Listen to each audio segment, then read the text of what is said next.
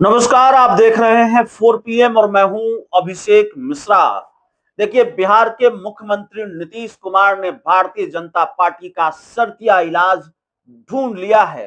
Homoeopathic इलाज ढूंढ लिया है और हेम्योपैथी इलाज अब ललन सिंह नहीं करेंगे, भाजपा का संजय झा नहीं करेंगे, नीरज कुमार नहीं करेंगे।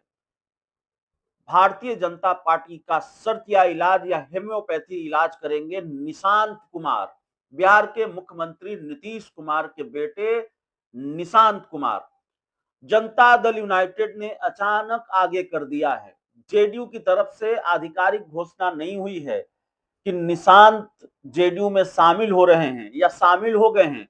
आधिकारिक तौर पर पॉलिटिक्स में निशांत की एंट्री नहीं हुई है, लेकिन निशांत का इस्तेमाल जनता दल यूनाइटेड कैसे कर रही है, इस पूरे वीडियो में हम आपको बताने वाले हैं।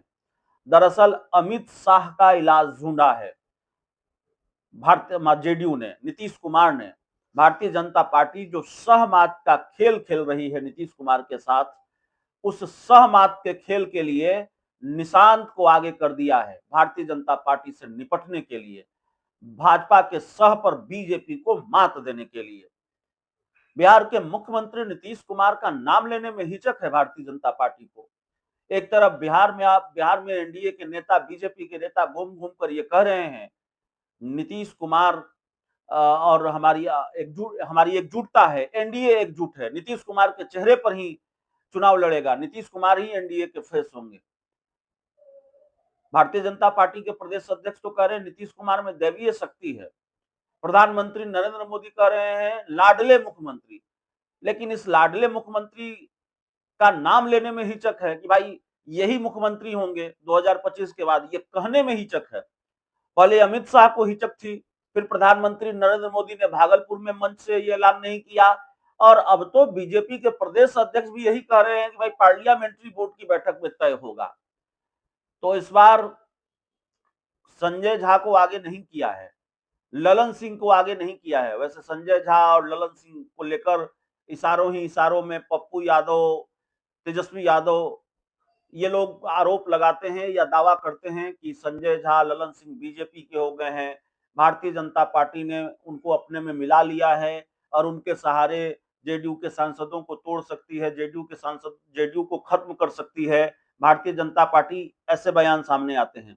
मैं नहीं जानता संजय झा बीजेपी के ही हो गए हैं, उनकी वफादारी ज्यादा कहाँ है, जेडीयू की तरफ है कि बीजेपी की तरफ है, ललन सिंह बीजेपी को हो गए हैं कि जेडीयू की तरफ हो गए हैं। मैं राजनीतिक बयानों की बात कर रहा हूं।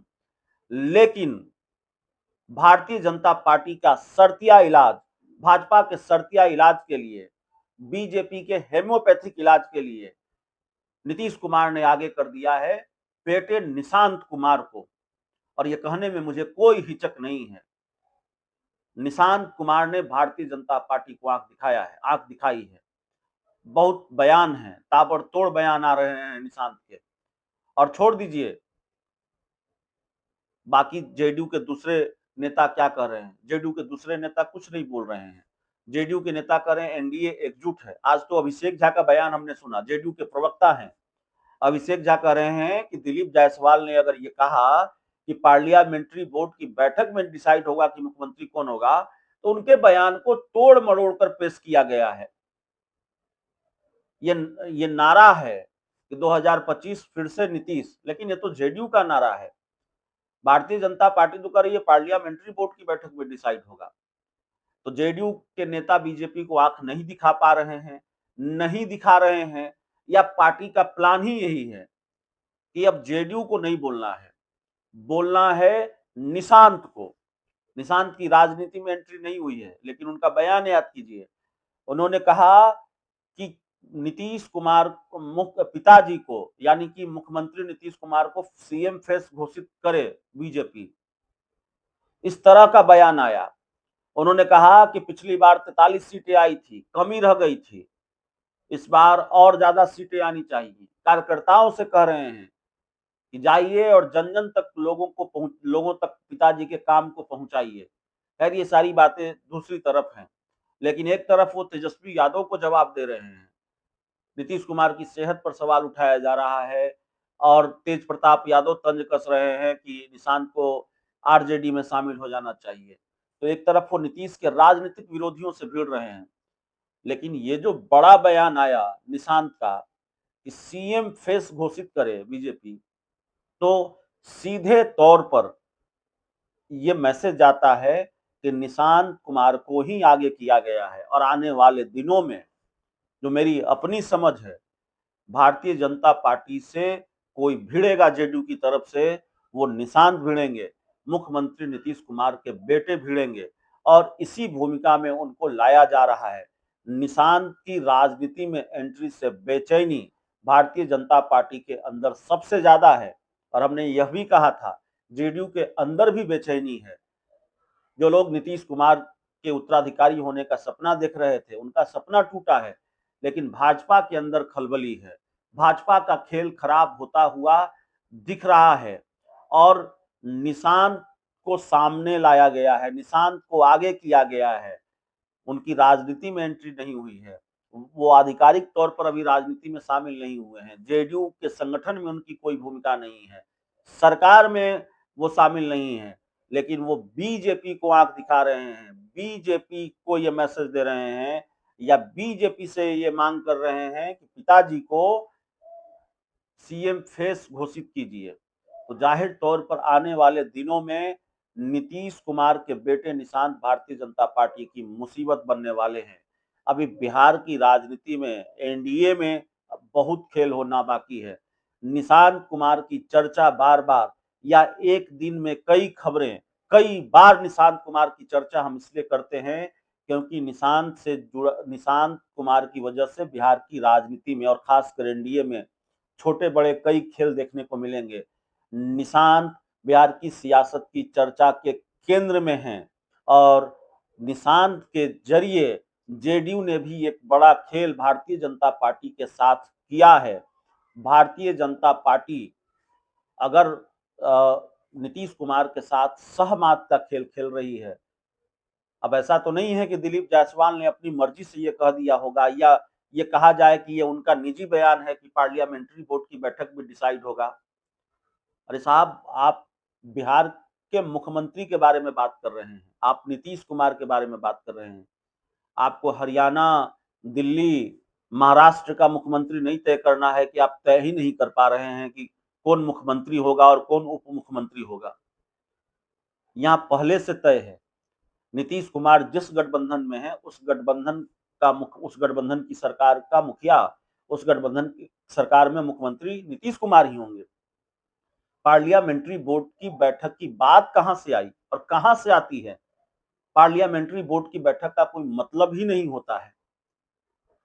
लेकिन अब तो पहले अमित शाह ने कहा और अब बीजेपी के प्रदेश अध्यक्ष दिलीप जायसवाल कह रहे हैं कि पार्लियामेंट्री बोर्ड की बैठक तय करेगी। ये वही दिलीप जायसवाल है ना जिनको नीतीश कुमार में दैवीय शक्ति नजर आ रही थी। तो जाहिर तौर पर एक तो ये बात सामने आई है दिलीप जायसवाल के बयान से, जो बात समझ में आती है कि बिहार भारतीय जनता पार्टी के नेताओं को ये सख्त निर्देश है, डोज मिला है, डोज दिया गया है बीजेपी के शीर्ष नेतृत्व की तरफ से कि क्या लाइन लेनी है, क्या स्टैंड है भारतीय जनता पार्टी का नीतीश कुमार के 2025 के मुख्यमंत्री होने को लेकर। अगर सवाल सामने आए, जो कि बार बार सामने आ रहा है, बार बार पूछा जा रहा है भारतीय जनता पार्टी के नेताओं से और खासकर बड़े नेताओं से कि भाई बताइए नीतीश कुमार ही 2025 के बाद मुख्यमंत्री होंगे अगर एनडीए को बहुमत मिला तो इस पर क्या जवाब देना है? और जवाब गोलमोल जिलेबी की तरह देना है। ये निर्देश आदेश जारी कर दिया गया है बिहार भाजपा के नेताओं के लिए भी। जेपी नड्डा बीजेपी के राष्ट्रीय अध्यक्ष बिहार आए थे, तो जाहिर तौर पर मीटिंग में ये सारी चीजें भी हुई होंगी कि नीतीश कुमार को लेकर क्या लाइन लेनी है। और ऐसा नहीं है कि इस तरह के खेल जेडीयू नहीं समझती, बिहार के मुख्यमंत्री नीतीश कुमार नहीं समझते। नीतीश कुमार ने तो उसकी तैयारी या जेडीयू ने तो उसकी तैयारी पहले से कर रखी है। निशांत राजनीति में नहीं है और पार्टी में नहीं है, सरकार में नहीं है, लेकिन निशांत कुमार को हथियार की तरह जनता दल यूनाइटेड इस्तेमाल कर रही है, नीतीश कुमार उनकी पार्टी इस्तेमाल कर रही है। भारतीय जनता पार्टी को लेकर अभी और कड़वे बयान निशांत की तरफ से आ सकते हैं। भारतीय जनता पार्टी ने अगर कोई खेल की कोशिश की, या जो सहमात का खेल भारतीय जनता पार्टी ने शुरू किया है, इस सहमात के खेल में भारतीय जनता पार्टी से फरियाने के लिए, भारतीय जनता पार्टी से भिड़ने के लिए मोर्चा संभालेंगे निशांत कुमार ही। आप ये बात याद रखिए। संजय झा और ललन सिंह आगे नहीं आएंगे। ये जेडीयू की रणनीति है, ये जेडीयू का प्लान है। निशांत कुमार की राजनीतिक एंट्री कैसे होनी है, किस तरह का किरदार उनको निभाना है, उनकी भूमिका क्या होगी, ये सारी चीजें जेडीयू ने तय कर रखी है। निशांत को यह बता दिया गया है कि बड़ा दुश्मन तेजस्वी यादव नहीं है, बड़े दुश्मन तेजस्वी यादव नहीं है, बड़े दुश्मन अपने घर में हैं, अपने कुनबे में हैं। तो भिड़ना उनसे है और उनको कैसे जवाब देना है, तो निशांत के कंधे पर रखकर जेडीयू बंदूक चला रही है, निशाना साध रही है भारतीय जनता पार्टी पर। बहुत बहुत धन्यवाद।